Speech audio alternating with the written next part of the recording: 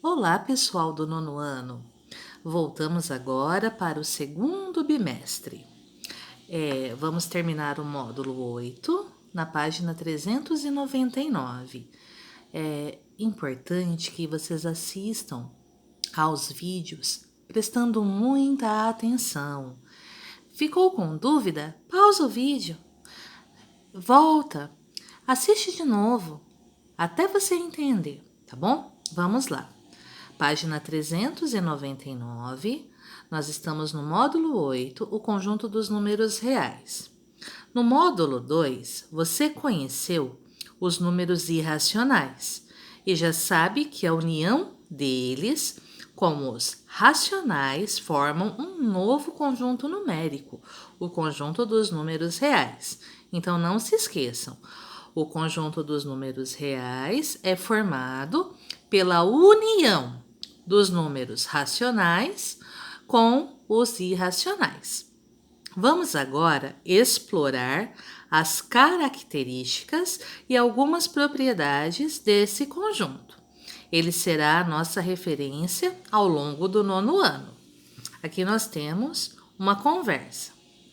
Pelos exercícios que fizemos, constatei que a medida de um segmento pode ser um número racional ou irracional. E quando essa medida pode ser um número real? Seja um número racional ou irracional, ele é real.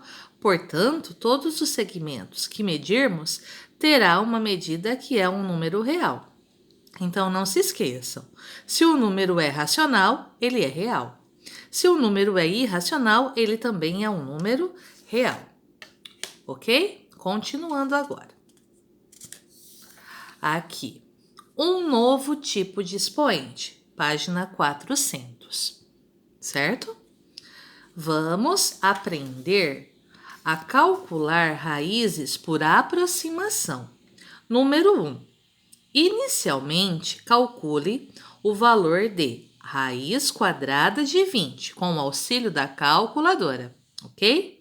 Com a calculadora, a gente constata que a raiz quadrada de 20 é igual a 4,4721,359 reticências. Continua. Esse número, ele é um número decimal infinito, só que não é periódico, por isso é um número irracional. Você já sabe que o número encontrado é decimal infinito, porque ele possui infinitas casas. Não é periódico, ele não possui um período de repetição, pois ele é um número irracional. Você já viu que o número irracional pode ter duas representações, uma na forma de radical, então nós temos raiz quadrada de 20, e outra na forma de decimal infinito, que é esse valor aqui na frente.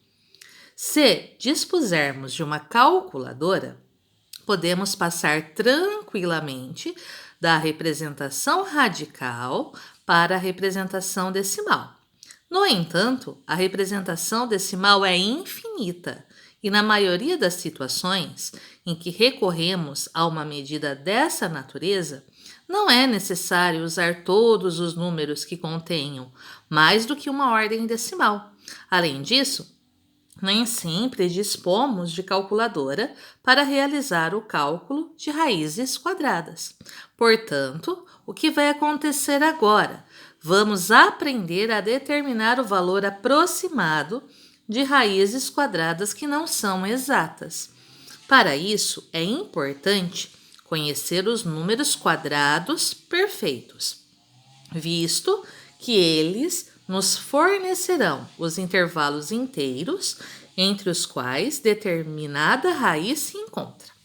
Então, nós precisamos dos números quadrados perfeitos para começar a encontrar o valor aproximado de raízes quadradas que não são exatas. Agora, vamos lá. Número 2. Escreva os quadrados perfeitos até 100. 0 vezes 0, 0. Primeiro quadrado perfeito. 1 vezes 1, 1, segundo quadrado perfeito. Nós vamos fazer isso até o 100. 2 vezes 2, 4. 3 vezes 3, 9. 4 vezes 4, 16. 5 vezes 5, 25. 6 vezes 6, 36. 7 vezes 7, 49. 8 vezes 8, 64. 9 vezes 9, 81. 10 vezes 10, 100. Então, esses são os quadrados perfeitos.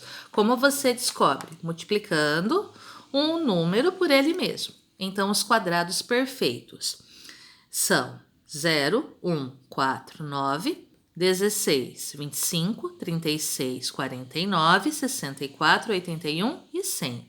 São os quadrados perfeitos de 0 até 100. O que nós temos que fazer na número 3? Na número 3, o número 20. O número 20, ele não tem raiz quadrada exata.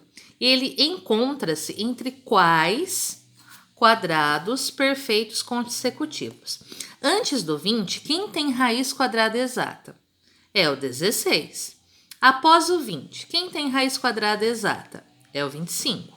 Então, o 20, ele encontra-se entre 16 e 25, que são quadrados perfeitos.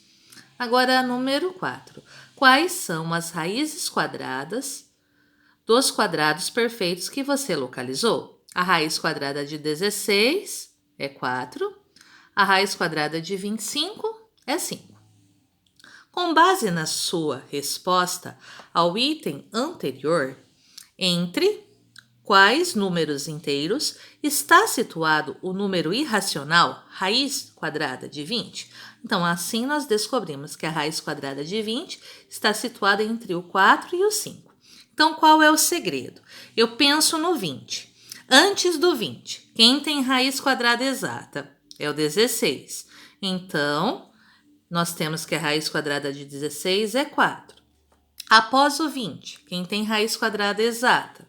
O 25. E a raiz quadrada de 25 é 5.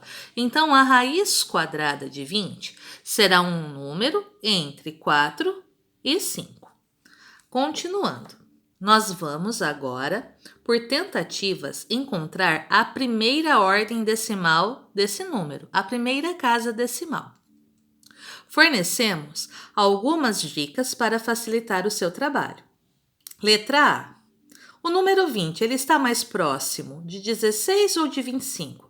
Na verdade, ele não está mais próximo nem do 16, nem do 25. Ele está mais próximo do meio. Ele está entre os dois. Como ele está entre os dois, nós teremos aí um arredondamento de 4,5, que é a metade, entre 4 e 5. Raiz quadrada de 16, 4.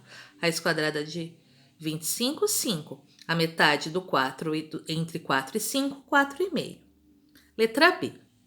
Pode-se dizer que ele se encontra quase na metade da distância entre 16 e 25, se estivermos pensando na reta numérica. Dessa forma, vamos fazer uma tentativa com o 4,5. Por que está sendo proposto 4,5? Porque 4,5 é o valor que se encontra no meio, entre 4 e 5, e trabalhando com uma casa decimal. Letra C. Com o uso da calculadora, eleve 4,5 ao quadrado. Então, na calculadora, você fará 4,5 vezes 4,5. Que número você obteve? O resultado, 20,25. Ele é maior ou menor que 20? 20,25 é maior que 20. O que você deve fazer? Aumentar ou diminuir 1/10 de 4,5? Como passou de 20, nós vamos diminuir 1/10. Diminuindo 1/10, nós vamos ficar com 4,4 elevado ao quadrado, que fica 4,4 vezes 4,4, 19,36. Então, nós temos dois valores, o 20,25, que surgiu de 4,5 ao quadrado, só que 20,25 passou de 20, E nós temos o 4,4 elevado ao quadrado, que deu 19,36, que não chegou ao 20, ok? Vamos lá. Sintetizando. A raiz quadrada de 20 aproximada por excesso. O que significa esse excesso? Ela passa de 20. É 4,5. Porque 4,5 vezes 4,5, nosso resultado passou de 20. Foi 20,25. A raiz quadrada de 20 aproximada por falta, o que significa por falta? Ela não chegou a 20, é o 4,4, porque 4,4 vezes 4,4 foi igual a 19,36. No item 1, você obteve uma representação decimal aproximada para a raiz quadrada de 20. No entanto, você já sabe que ao aplicar a operação inversa, ou seja, ao elevar o resultado da raiz quadrada de 20 ao quadrado, você não obterá exatamente 20. Ocorre que, em algumas situações, é necessário trabalhar com valores exatos e não aproximados. Nesse caso, esse número irracional permanece na forma de radical, raiz quadrada de 20. Ou nesse outro tipo de representação que você passa a conhecer agora. Então, agora nós vamos conhecer uma nova representação. A raiz quadrada, quando ela não tem esse número pequeno aqui, esse número pequeno é o índice. Quando ele não aparece, é uma raiz quadrada, é sempre 2. Raiz quadrada de quem? O 20. Esse 20 ele não tem expoente, nós completamos ele com 1. Todo radical pode ser transformado em uma potência com expoente fracionário, sendo que aqui fica o numerador e esse índice é o denominador, certo? Fiz aqui um pouquinho maior para vocês entenderem, ó. Raiz quadrada, se não aparece o índice, aqui completa com 2. O 20 não tem expoente, completa com 1. O 20 é a base. Aqui, esse 1 é o numerador e o denominador é o índice 2. Então, nós temos 20 elevado a meio, que é o mesmo que a raiz quadrada de 20. Verifique se para esse tipo de representação a operação inversa é válida, ou seja, verifique se, ao elevar o segundo membro da igualdade ao quadrado, você também obtém 20. Então, 20 elevado a meio, você vai elevar ao quadrado. Quando você eleva ao quadrado, aqui duas potências, dois expoentes, você tem uma multiplicação. Então, conserva a base, multiplica os expoentes. Fica meio vezes 2. Como 2 é inteiro, embaixo você completa com 1. Conserva a base 20. 1 vezes 2, 2. 2 vezes 1, 2. 2 sobre 2, 2 dividido por 2 é 1. Todo número elevado a 1 é ele mesmo. Então, a operação inversa é válida. O que é importante e vocês não podem esquecer, é como transformar um radical em uma potência com expoente fracionário. Então, eu vou dar outro exemplo aqui, ó. Raiz de 5, ok? É uma raiz o quê? Quadrada.